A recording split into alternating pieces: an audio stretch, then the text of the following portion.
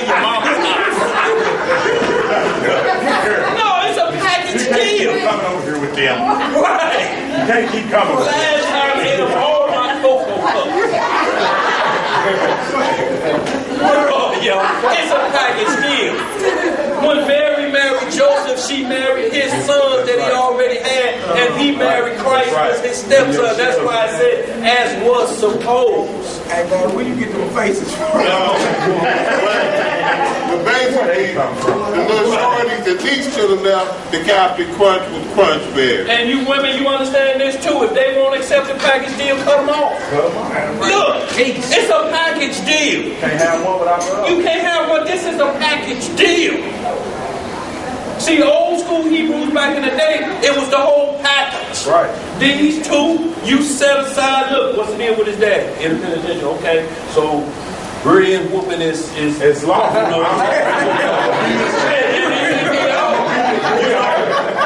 you know, as long as he's under this roof and I have to abide by his well-being, if he putting his hand in the fire or got my gas for the lawnmower and he by the stove, I'm going to have to tighten it up. I'll tighten it up. Flat out. So y'all, we have to understand that, y'all. It's a package deal. Where we at now? Let's get this last one, y'all. Let's get some John, chapter 1, verse 14 through 18. Y'all, we about to get out of here. We want to mention about the feast day what day we in. Y'all, we're going to close on out. Anybody got any questions? So for also, y'all, all these classes are on capital STL. Is spelled real lights because we the real Israelites. Also, God's Warrior. And God's Warrior, what? 298 on YouTube. Brought film all the class, so they're out there on YouTube. And brothers can put together a trail. Woo! Boy, these boys have put together a trail on Deuteronomy 28. When you look under St. Louis Israelites, look at that first link, and you see a slave ship. And they just given a brief 1 minute and 50 seconds of what going to be the documentary that they're going to put together. Prophecy of the Jews. Prophecy of the Jews. When y'all click on that, boy, it's undeniable who the children of Israel is. Just ask yourself, did the Chinese do this? Did the Italians do this? Did the so-called white man do this? Did any of the Jews that's claiming they Jews now do this? Did they come through these prophecies? See, it ain't about color. We ain't talking about spirit. We talking about we ain't talking about flesh. We're talking about spirit and prophecy. That's what the Bible speaks of. All these other books out here are discipline books. The Quran is a discipline. Stand up tall. Get set out. You know, that's all it is. But there's no prophecy.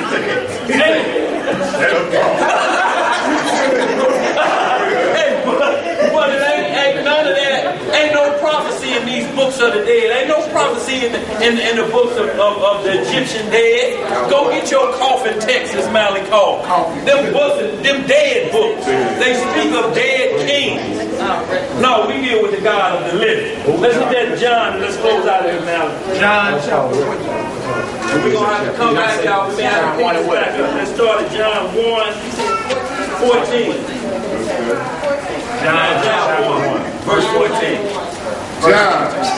Hey, y'all, a lot of times y'all may be hearing on them tape. I talk real quick. I say, you know what, John 1:14, you know, it sounds like I'm saying John 14 or something like that, but just cut it in half. I'm just talking real quick for time's sake. I may have to slow it down. Just read all of John? Right. John, chapter 1, verse 14. We'll do this Matthew 17 as well, y'all. And then we'll close out with that. John 1, we'll start at 14 unless you want to back it up, Matthew, verse 1. And then jump down to 14. Okay. And Matthew 17, y'all, we'll close out. John, chapter 1, verse 1. In the beginning was the Word, Right. and the Word was with God, and the Word was God. It's plain and simple. Ask them who was that with God in the beginning. Right. Who was it? If you say God don't need no help, well, who was that with? Right. Let's get some up. Verse 2. The same was in the beginning with God. All things were made by him. Beautiful. And without him was not anything made that was made. In him was life, and the life was the light of men. That's it. That's what Christ brings. The light of men. He's the light to all men. And we're to go ahead and take that light. He's 100 watt, y'all, times 1,000, 10,000. We 40 watt, 50 watt bulbs. Ain't no need us trying to get nobody to see you like you 100 watts and you got some dimming in there. And he told Sarai that he was going to return to her in the time of life. In the time when of she life. was going to have a baby. And she was going to have a baby, just to show her that this prophecy going to come to pass. Absolutely. We got a second witness on that. Y'all write this down. Colossians chapter 1, verses 12 through 18. Right. Backing up what Getty just read, John 1. Bible. That's the second Colossians witness. 1, chapter 1, Verse 12. 12 through 18.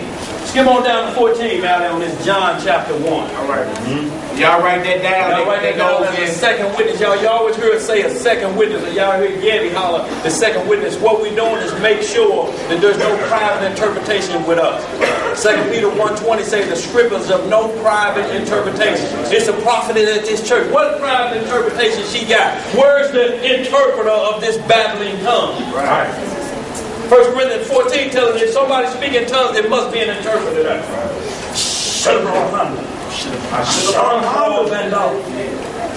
What did you say? I don't know. We want a Honda. Well, in that case, we count every man a liar, and let God's word be the truth. That's right. Let's get this, y'all, so we close out. Verse 14. And the word was made flesh. The Word was made flesh. He's the Word of God. He's the 66th book. He's the Apocrypha. He was made flesh. All of these are His words. They're from the Father. They were given to Him. It was made flesh. This Word was made flesh. Not a name. This was made flesh, just saying Jesus, because there's a million of them walking around here claiming they're the Messiah. And that comes from Greek. Jesus. If he came from co-breeding and natural breed, it's the same thing. If he's saying he's Christ. Benjamin Carter came from Chicago, didn't he? From the Chicago Transit Authority. transit authority, driving a bus and then just get a wild vision. After eat some taco bell with some spicy sauce. Now he ready to leave the group out of here. Because They've he been drive in a the bus. desert ever since. Negro drive a bus. Right. He drive a bus. That's why he want to leave. Right. Which brings us Let's get it. to the Verse 14. Verse 14. And the word was made flesh and dwelt among us. And we beheld his glory. Beheld his what? His glory. The glory as the only begotten of the Father, full of grace and truth. John bare witness of him and cried, saying, this was he of whom I spake. He that cometh after me is preferred before me, for he was before me. Now this John speaking these words. John the Baptist. He said, he that come after me is preferred before me. Right. For he came before me. Right. Christ said, I am the root and the offspring of David. That's right. Before him and descend from him. And when we're talking about the root, we're talking about the beginning. And understand this, when they say a tree cannot bear corrupt fruit, understand a tree is not the root. A tree is a product of the root. So if you're saying that, well, if Christ the Father of Satan and all his creation, then is he bear the corrupt? No.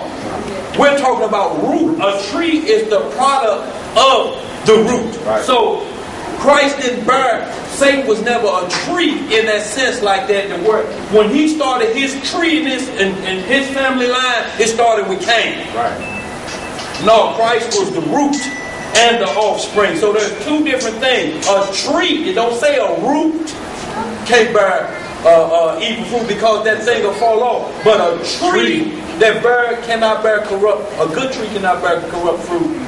Neither can an evil tree bear good fruit. So we're talking about after it has sprung up. Right. And now it's producing its own. Right. If it's evil, it can't produce no good. Right. It can't do it. That's why Christ always used the word root. And he's only looked at it as a tree from his father's perspective. But Satan is looked at as a tree of good and evil. He once knew good, now he's fallen and he's evil. That's right. But the root is still Christ, not the Almighty. As Christ himself stipulated, I am the vine. That's right. Ye are the branch. It's plain and simple. Let's get it. Verse 16. And of his fullness have all we received, and grace for grace. Go ahead. For the law was given by Moses, but grace and truth came by Jesus Christ. See, grace and truth came where we didn't need the two witness identifying. Your two witness now are your consciousness and the law of the Lord. These are the two witnesses against yourself. Because on Judgment Day, a video going to be played back for you just like it does in the near-death experience. Anybody ever had a near-death experience, almost drowned? They say my life flashed before my eyes in a blink. Ain't none of it good. I didn't see myself graduating. I saw when I snatched that purse from Miss Johnson. I saw when I was stealing them hubcaps. I saw when I was crawling through that window that I ought not be crawling through. You are seeing everything that has you at death's doorstep. I ain't never heard nobody say, and man, I saw when just the joy of when little Rufus was born. No. Little Rufus. Let's get it. Let's get that Matthew 17, y'all. We close out. Verse 18, the final one. Okay. No man had seen God at any time. What? No man had seen God at any time. But who? The only begotten Son, which is in the bosom of the Father. He hath declared him. That's why I said when you see me, you see the Father. I look just like my dad. How do you want to keep saying the Father for you looking at him right now in his own image? I'm in the image of my dad. Hebrews chapter 1, verse 1 through 3, Christ is the express image of his Father. Of his Father. Just like his dad. Look just like his dad. Hebrews chapter 1, verse 1 through 3. Let's hit this Matthew 17, y'all. We close out. We're going to show you again in the vision that we're allowed to see Christ in his supernatural form in his vision. But if your thoughts ain't right in your dreams, if you sin in your dreams, it's a problem. You better wake up and start repenting. Or repent in your dreams if you know about it. If you understand lucid dreams. You can't sin in your sleep either and think you're going to get away with it. Think you want to breathe up and butter up midgets and have your way? You are undercover butt-eyed burglar in your sleep. I'm talking about, and then wake up and think it's done deal. Glad that was a dream. No. Because when you wake up, the spirit rules the flesh, don't it?